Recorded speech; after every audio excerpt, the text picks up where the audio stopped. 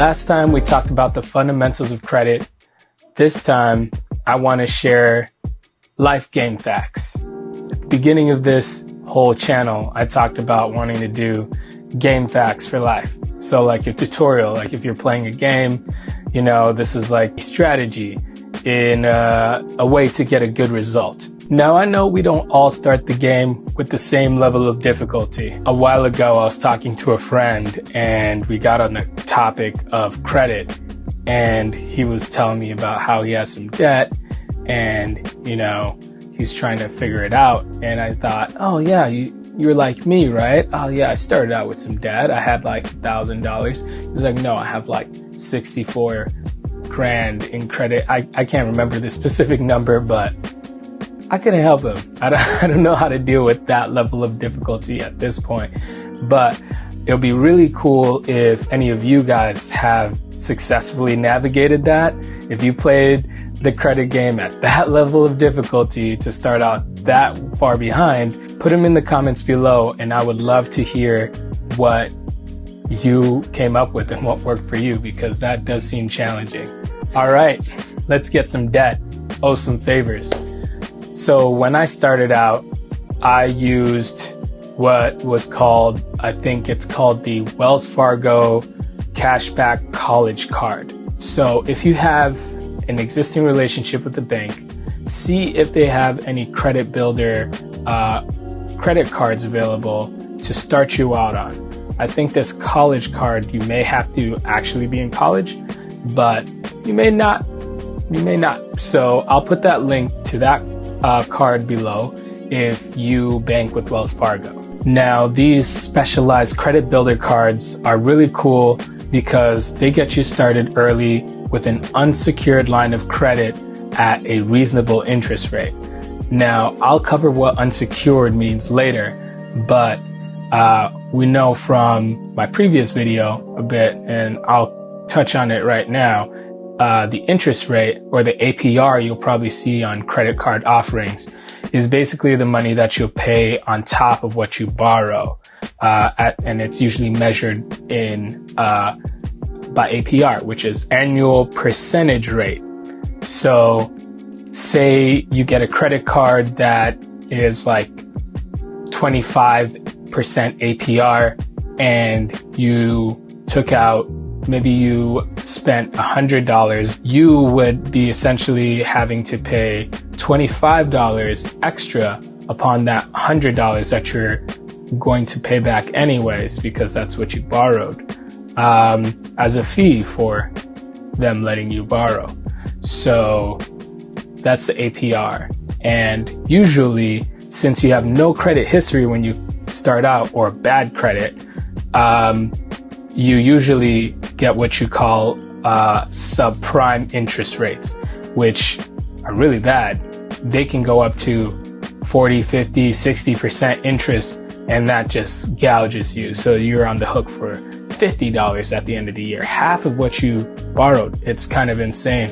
So you want to be able to leverage those specialized credit builder cards that won't just gouge you and could potentially get you into debt traps if you get into any trouble with your credit cards. So you want to be smart, get you those specialized credit cards. If you're going to do those specialized credit builder cards from your banks, if you are going to do an unsecured line of credit to start. Now, your second best option is going to be getting a secured credit card. Now, I said that I'd explain what unsecured means, and I thought I'd wait until now to kind of bring them up because they relate to each other. So you could think of an unsecured credit line kind of like riding a bike, right? A normal bike, normal two-wheeler bike. And a secured credit line would be a bike, except you have training wheels now.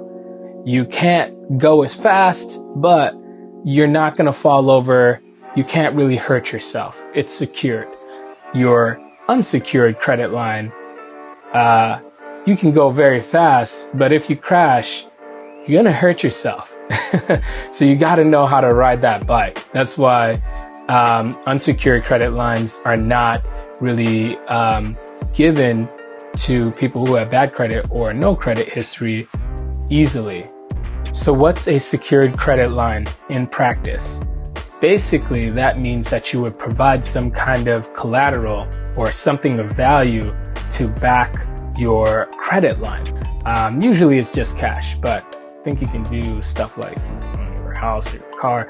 You don't want to do that. You can start out by going to the bank and asking if they have any secured credit lines and providing that cash to match whatever amount that you want. Now, you might feel that defeats the purpose of getting a credit card, right? You're trying to borrow, but if you have to put up the cash anyways, what's the point? Like I said, it's training wheels, and you're providing your own, essentially. This allows them to trust you to extend money to you in lieu of you having any credit history. In lieu of you having any reputation of being somebody who just won't run away with the cash or default or never pay them back. They know if you go and mess it up, if you go and spend $500 that you took out and you just stop paying, you lose your job, I don't know, something happens, basically they can take that money that you had put down as collateral to cover it. That's your security. It's essentially their security.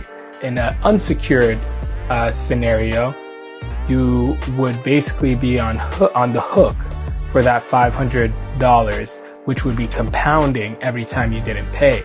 So if it was 10, I'm not going to do these percentages right off, but you could imagine that every year it would get more and more until you're up to your eyeballs in debt, and you wouldn't want that. So secured is the way to go to start out. Your last option, and I would avoid these if I was you, but if you really had to, you could get what you call these retail cards, right? So if you go to Best Buy or JCPenney, whatever, there are certain stores that will extend credit to you at usually, especially if you don't have any credit history, they'll extend credit to you to use in their stores at subprime rates. So like I said, those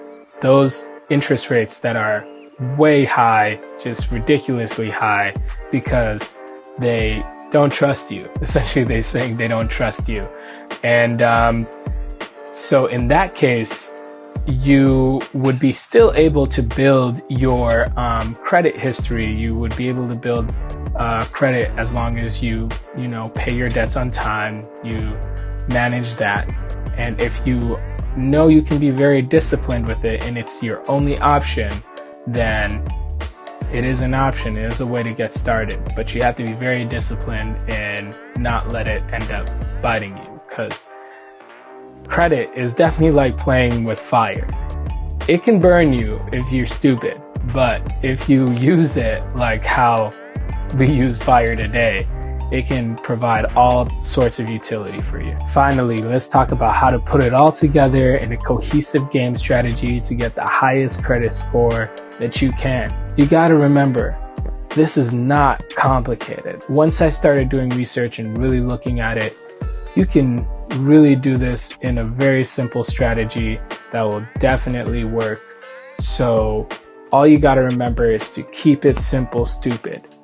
All right. Now that's an acronym that works for a lot of different things, but in this case, I'm talking about this specific thing.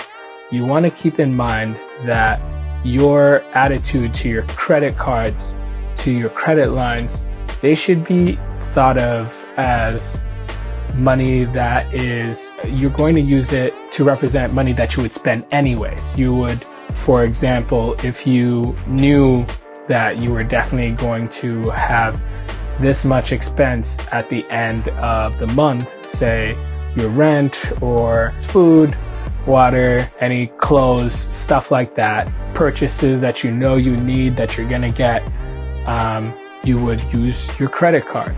never think of your credit lines as extra money. That's how people get caught. That's how people get burned. Even if you have a subprime credit card, which would be those high interest rates again, this strategy will make sure you don't mess yourself up. For myself, after I got my stuff together, started paying down my cards, etc., I would do just that. Any purchase that I made, buying groceries, etc., anywhere that I could use my credit card, I would use the credit card. And then at the end of the month, I would pay it all off with the income that I was getting from the job. So just foundational things that I would buy anyways. Now, for me, I felt, and this is how I feel, so I might be wrong on this, but I don't really advocate paying it completely. I think it is worth having a bit of a balance as long as you keep it in check at the end of the month. I think it actually helps your credit score to show that, hey, you have a little skin in the game, and you're managing it. Because personally, I feel the credit system is predicated on that. How can you manage your favors how can you manage your debt to others, right? And that's why you get actually a higher score. We'll get to what things affect your score in the future, but you do get a higher score for longer running accounts, so accounts that have been open for a long time. Banks sometimes close credit card lines that don't get used, so you have to use your credit card, and just make sure you use it in a way that doesn't put you in any hot water like I did back then when I didn't have money to get myself out of a jam. I ended up using my credit card and getting myself into debt. Luckily, and I would say if you have got yourself into that situation, what I did was at least I had enough sense at the time to just keep up my minimum payments.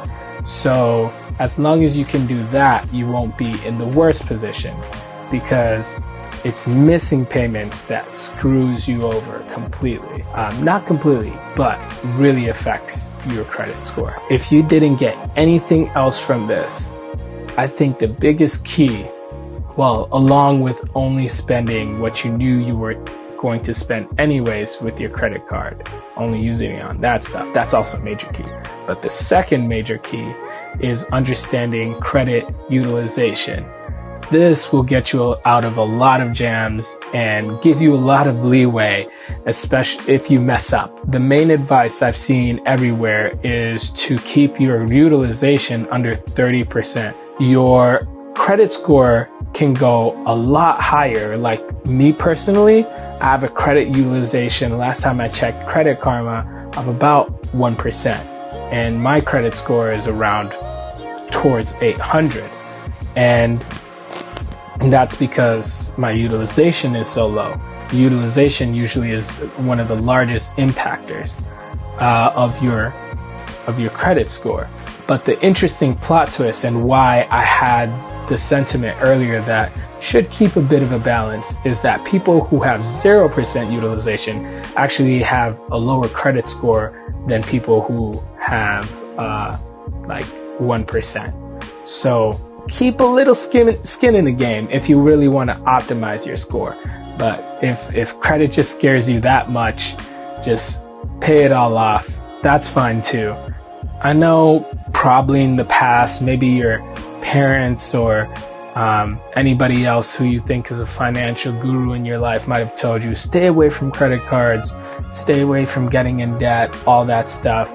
And I'm more advocating, hey, use credit cards only. Like, if you can, just use your credit card. Why?